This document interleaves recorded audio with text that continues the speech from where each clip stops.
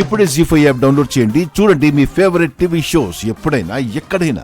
ఏమైనా అప్డేట్ ఉంటే మీకు కాల్ చేస్తాను సార్. Okay sir. అమ్మా, మా కానిస్టేబుల్స్ ఇద్దరు 24/7 ఇక్కడే ఉంటారు. మిమ్మల్ని తప్ప ఇంకెవరిని లోపలికి ఎలా చేయరు. గట్లనే సార్. కానిస్టేబుల్స్, డాక్టర్ అయినా నర్స్ అయినా ఎవరిని ఎంక్వైరీ చేయకుండా లోపలికి పంపకండి. తను స్పృహలోకి రాగానే నాకు ఇన్ఫార్మ్ చేయండి. జాగ్రత్త. Okay sir. Okay sir. Okay sir.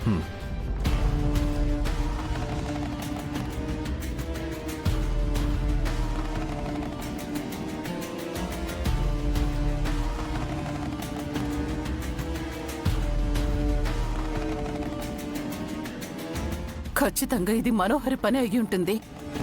నా తమ్ముడు గిట్ల కళ్ళు తెరిచి మనోహరి పేరు చెప్పని గప్పుడు తేలుస్తా గా మనోహరి సంగతి.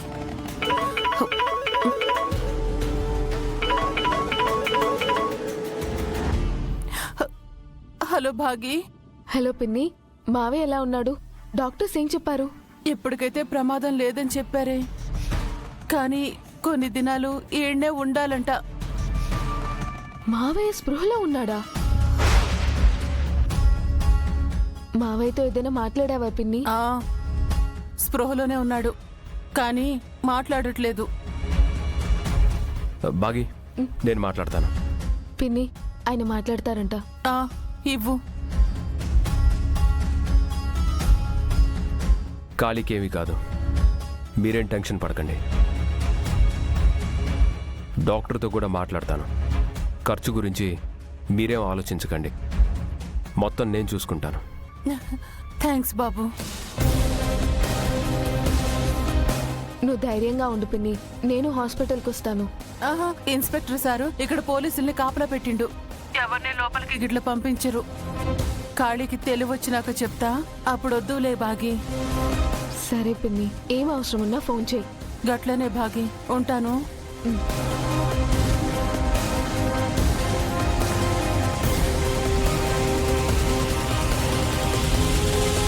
నేను హాస్పిటల్కి ఒకసారి వెళ్ళి ఖాళీని మీ పిన్నిని కలిసి వస్తాను. సరే అండి.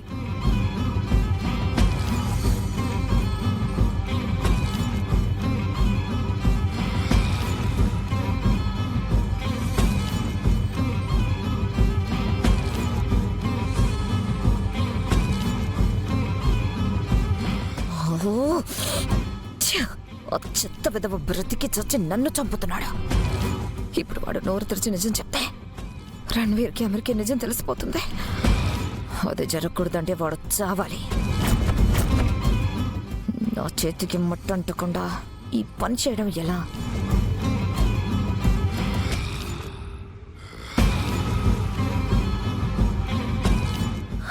ఎస్,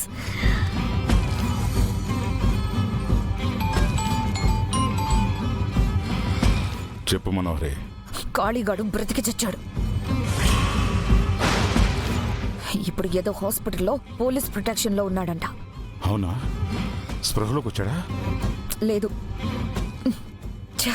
నీ ప్రాణాలు కాపాడడానికి నా ప్రాణం మీదకి తెచ్చుకున్నాను. ఇప్పుడు వాడు నోరు తెరిచి నిజం చెప్తే పోలీసులు నన్ను అరెస్ట్ చేస్తారు. రణ్వీర్, నీ వల్ల వచ్చిన ప్రాబ్లంని నువ్వే సాల్వ్ చేయి.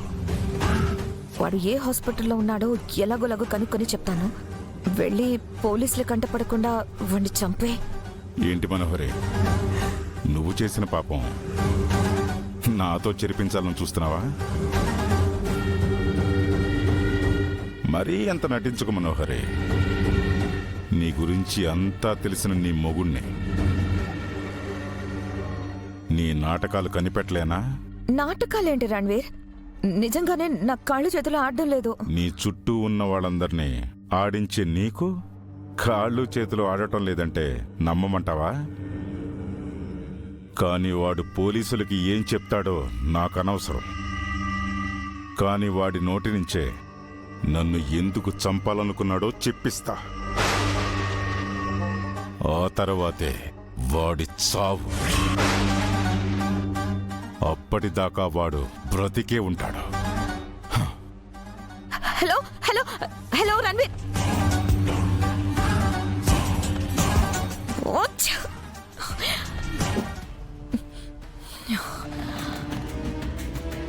నీ చావు కోరుతుంది నేనే అని తెలిసిన మరుక్షణం నువ్వు నన్ను చంపేస్తావు రణ్వీర్. ఆ నిజం నీకు తెలియనివ్వను. అలా తెలియకూడదంటే ఖాళీ నోరు తెరవకుండా నేనే ఏదో ఒకటి చేయాలి.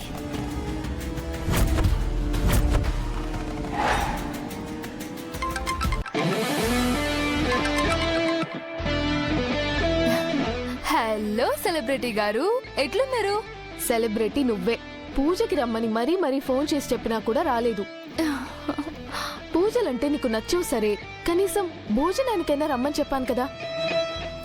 రానీకే బయలుదేరిననే మన మేనేజర్ మెంటల్ గారు ఫోన్ చేసి వేరే ఆర్జు రాలేదు, వచ్చే స్లాట్ తీసుకోమని ఒక్కటే నస.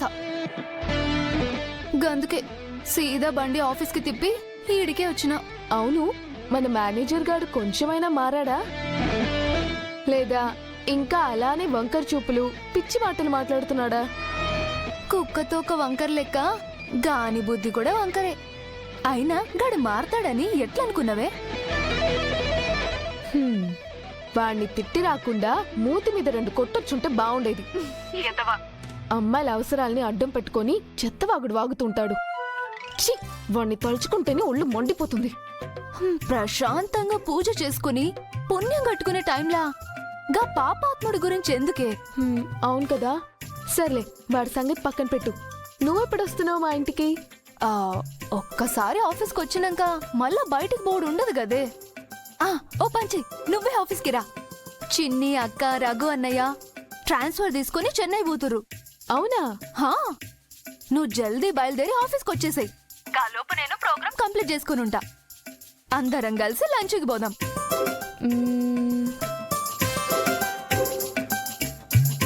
సరే, ఒకసారి ఆయన అడిగి ఆయన ఓకే అంటే నీకు మెసేజ్ చేస్తా.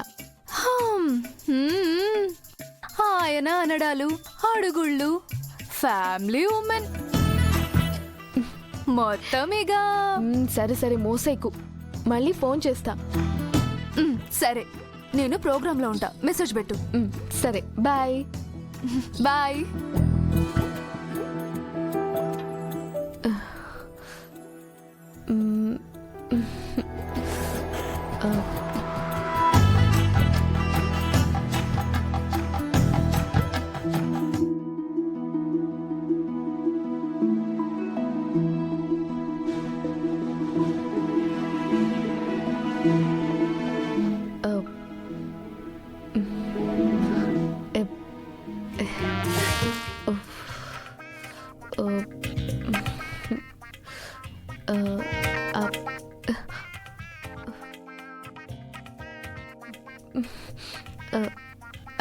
ఏమండి, బెల్ట్ కావాలా?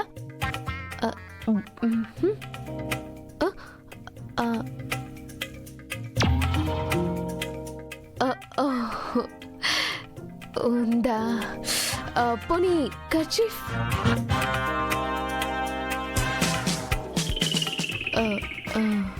జీ5 యాప్ డౌన్లోడ్ చేసి అన్ని ఎపిసోడ్స్ పూర్తి ఉచితంగా చూడండి.